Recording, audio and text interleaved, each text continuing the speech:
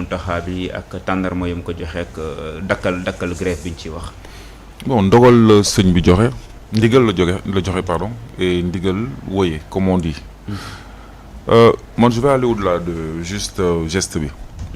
Parce que au-delà en fait du fait que waa Yewwi dañu ñëw seet si sëriñ bi exposer ko problème mu Ousmane Sonko. Au-delà du fait que waa kër Ousmane Sonko génn nañu ñoom itam pour wax. Au-delà de tout ça dafa am lu mu parce que boo seetloo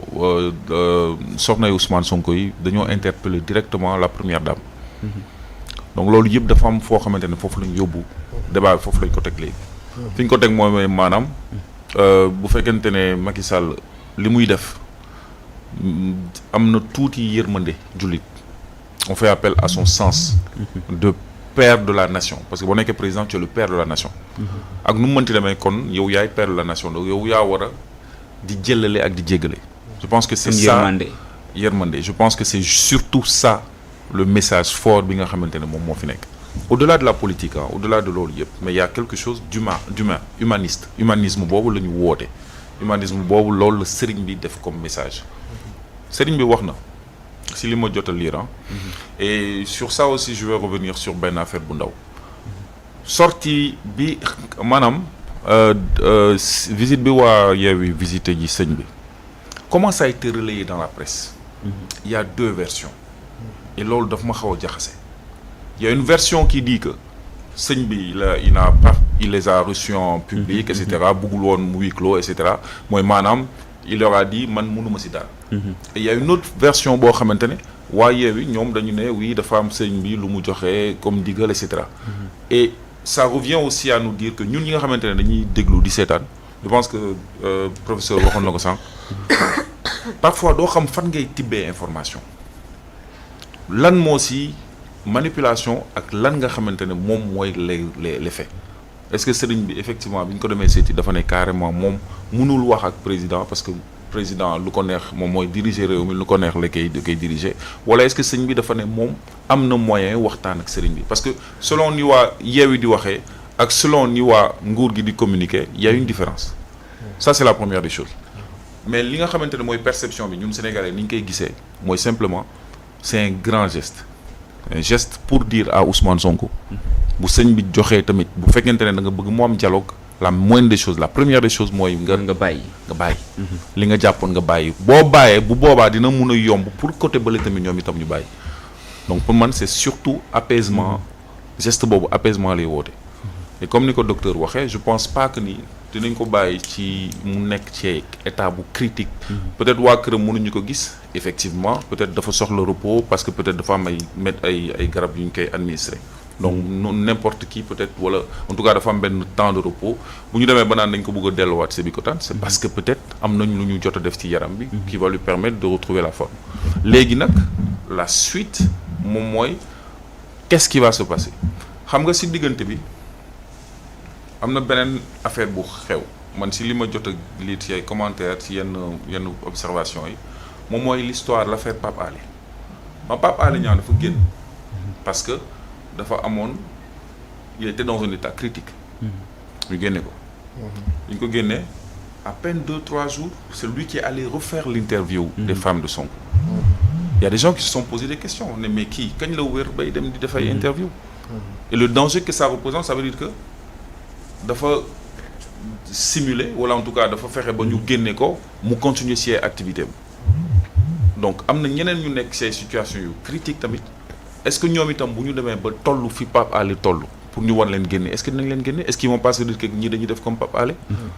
donc c'est une question aussi qu'il faut. bu ñu leen génnee duñ def comme Pape Alé. mooy maanaam xam nga Pape Alé nañ ko génne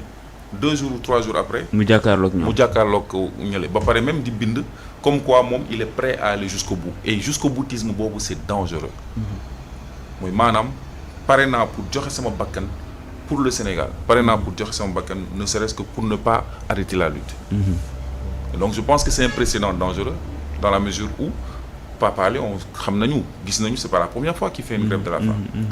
Je pense que c'est l'un des seuls journalistes bi nga xamante ni il a fait plusieurs fois la prison def grève de la faim ba ñu génnewaat koy mais le résultat de tout ça mooy il y a possibilité de relâcher la pression relâcher la pression ñi ngi waajal màggal. Je pense que pour un geste d'humanisme président Macky Sall mënoon na xool ci li sëñ Mountakha def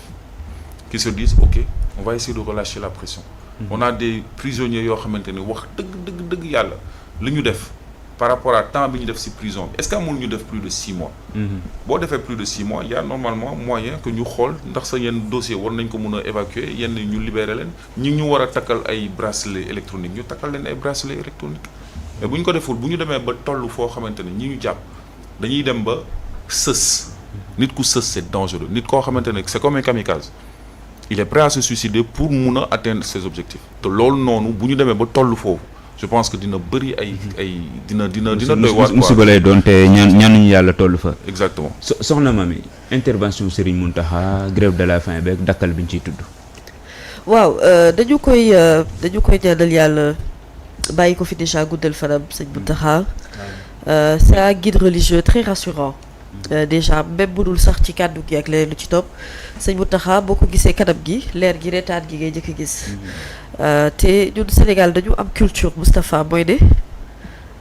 pour tous ceux qui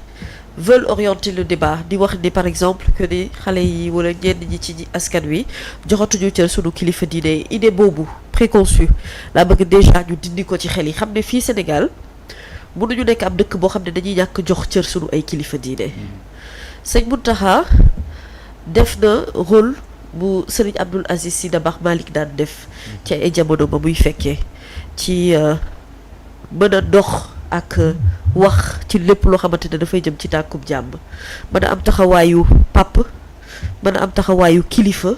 diine goo xamante ne dëgg-dëgg njaboot gu bëri dañoo bootu ci ginnaawam donc le fait que déjà qu'il ouvre ses portes ak fu mu leen mënti dalal ci ëtt bi ak salle bi ak fu mu ci mënti nekkit le fait est que ubbil na leen buntu dalal na leen toog na waxtaan ak ñoom donc en réalité espace bi mu leen dalalee c'est pas ce qui est important li ci am solo mooy au moins dalal na leen déglu na leen am na lu mu yëkkati ci ab digle boo xamante ne santaane na ko te jox na ko ñi nga xamante ne ñoom ñoo nekk Ousmane Sonko pour que mu mën a dakkal li mu def déjà geste bi gën a rafet Moustapha mooy tàndarma ji comme ni ko docteur waxee ci diine l'islam ñun ñëpp xam nañ ne bu ñu wooree ba ngoon jot tàndarma la ñuy dogee ku ne xam ne itam tàndarma histoire am ci wàllum diine l'islam ci ñi jàng ñëpp donc bu doon na doon xëy na leneen beneenum xeetum digle gu mu mënoon a joxe lu dul yëkkati tàndarma jox ko nekk pour mu lekk ko après nag c'est vrai que malade bi boo ko gisul moom pour nga mën a yëkkati jox ko day doon lu jafe mais ci œuvre bi ak ci acte bi ci loolu lañ leen di gërëmee bu fekkente ne dañuy reprocher